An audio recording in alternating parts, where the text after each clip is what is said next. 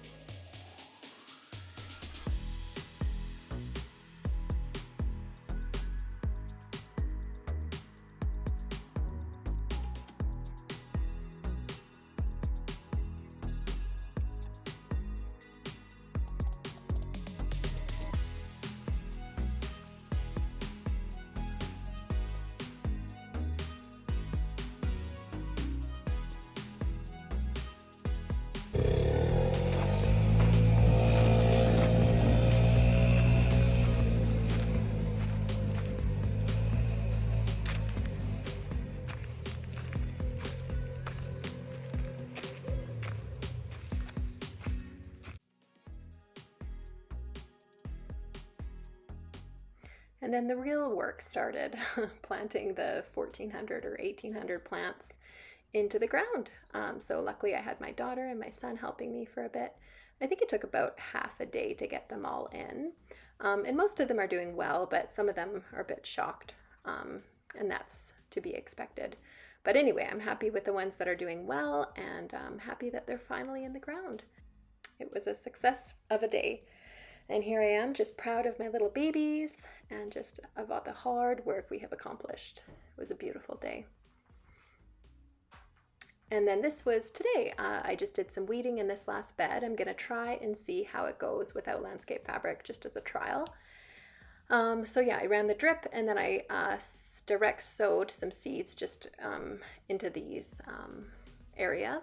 And I did Cosmos, California Poppy, Baby's Breath, just a few of the quicker varieties. All right, here we are. I'm standing at the entrance, and we have, I think, 24 4x8 beds total, but I haven't, you can see at the back there, I haven't gotten to all of them because I don't have plants to fill them up. So that's okay. We have room to grow in the back there. And then this whole upper bed is not filled either. I just seeded, about, I want to say a quarter of it. And that's all so far. And then in a previous video, you probably saw me planting the David Austin roses, which flank the gate, which we did finish. One side is open, you can see, but we did finish the gate. We still have to do the aircraft cables up here about a foot apart just to make sure the deer don't jump in. So anyway, I will show you what we have so far. So I've kind of grouped them in similar plants just for the sake of ease when I'm harvesting. So anyway, a few different zinnias here. I did the Queen Lime and the Benary's Giant. There's 3 beds here. And then this bed is all amaranth, Love Lies Bleeding, and Joseph's Coat, I want to say. Then we have some pincushion here. China Aster, I believe. They're not looking so great, but I think they'll come back. And then we have some coleus, some straw flower or stock, I forget, starfire, marigold, and then, like I said, zinnias over here. What are you? I forget what you are. California poppy. So these are the ones that didn't transplant so well. So I did reseed a bunch, which will come in about 4 weeks. At the back I have hollyhock, and then maybe some more poppies here. I believe those look like poppies.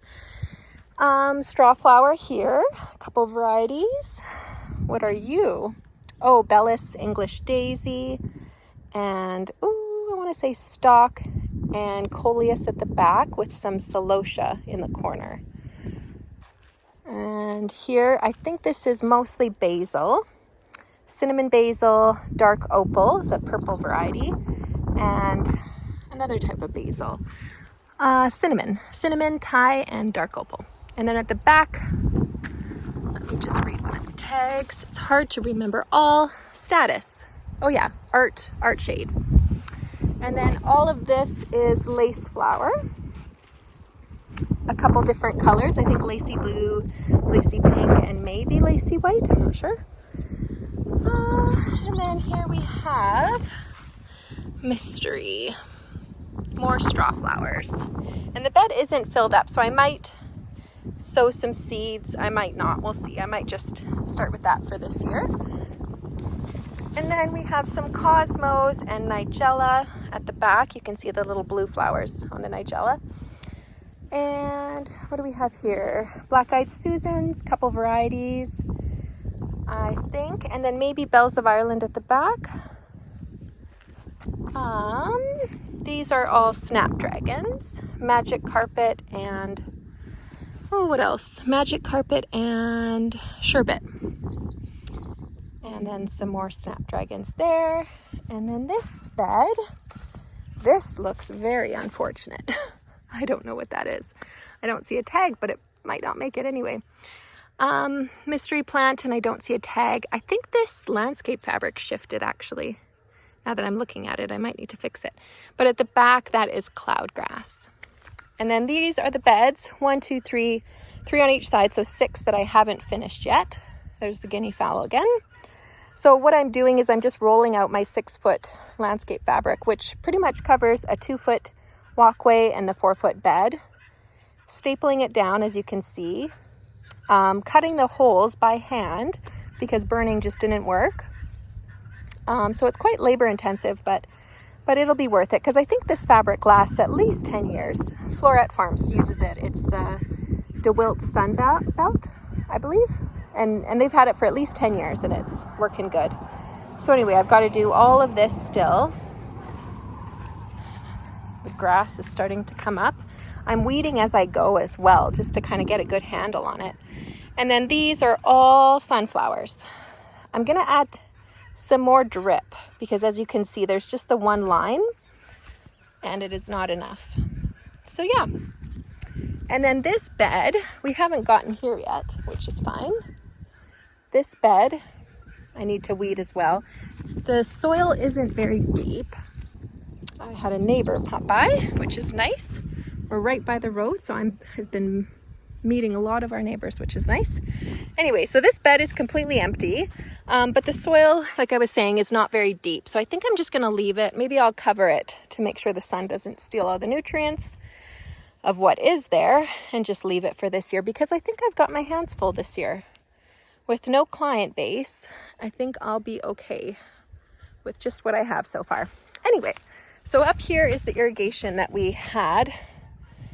We brought down, and then here's a hose I have just for some hand watering when I need to. And yeah, like I said, this bed is not full. I'm not sure what I'll do with it. I have, if we walk all the way up here, I have some more